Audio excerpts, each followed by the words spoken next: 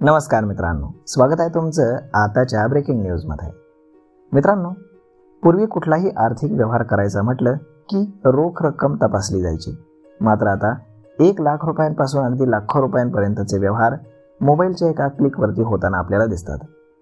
जमाना डिजिटलचा झाला असला तरी अनेक लोक आजही घरामध्ये रोख रक्कम ठेवत असतात आणि रोजच्या व्यवहारांसाठी त्याचा वापरही करतात।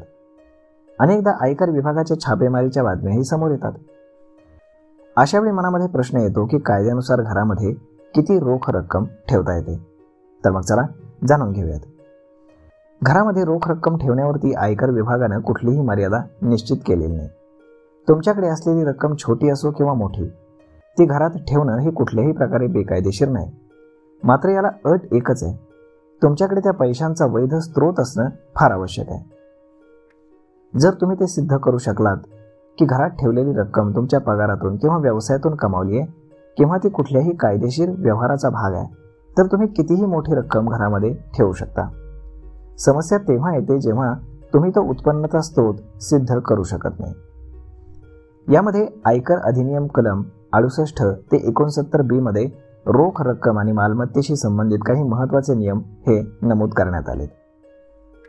कलम 68 नुसार जर तुमच्या पासबुक आणि कॅशबुकमध्ये काही रक्कम जमा झाल्याचं दिसत असेल, परंतु तुम्ही त्याचा स्रोत सांगू शकत नसाल, तर ती रक्कम अनक्लेम्ड इन्कम अशी मानली जाईल। कलम 69 नुसार तुमच्याकडे समजा रोख रक्कम किंवा इतर कुठलीही गुंतवणूक आहे, परंतु तिचा स्रोत जर तुमच्याकडे नसेल तर ती अघोषित उत्पन्न मानली जाईल।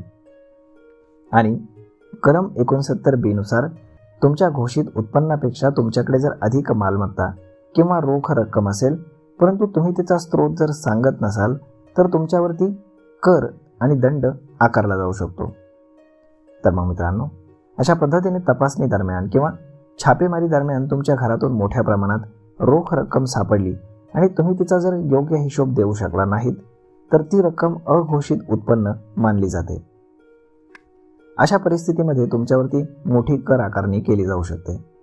त्यानंतर जप्त केलेल्या रकमेवरती 78% पर्यंतचा दंड लावला जाऊ शकतो आणि जर विभागाला कर चोरीचा संशय असेल तर तुमच्यावरती खटला देखील चालवला जातो। याचा अर्थ घरामध्ये रोख रक्कम किती आहे यापेक्षा ती कुठून आली हे सिद्ध करणं फार जास्त महत्त्वाचं आहे। तर मग मित्रांनो, अशा पद्धतीने तुमच्या घरी रोख रक्कम ठेवण्याची मर्यादा किती आहे आणि त्या संदर्भातले जे काही नियम आहेत तर ते आपण आजच्या या व्हिडिओमध्ये जाणून घेण्याचा प्रयत्न केला आहे। तर मग मित्रांनो, आजचा हा व्हिडिओ, ही माहिती तुम्हाला कशी वाटली हे तुम्ही आम्हाला कमेंट करून नक्कीच सांगा। आणि जर आवडली असेल तर आपल्या जवळच्या मित्रमंडळींसोबत देखील हा व्हिडिओ तुम्ही शेअर करायला विसरू नका। धन्यवाद।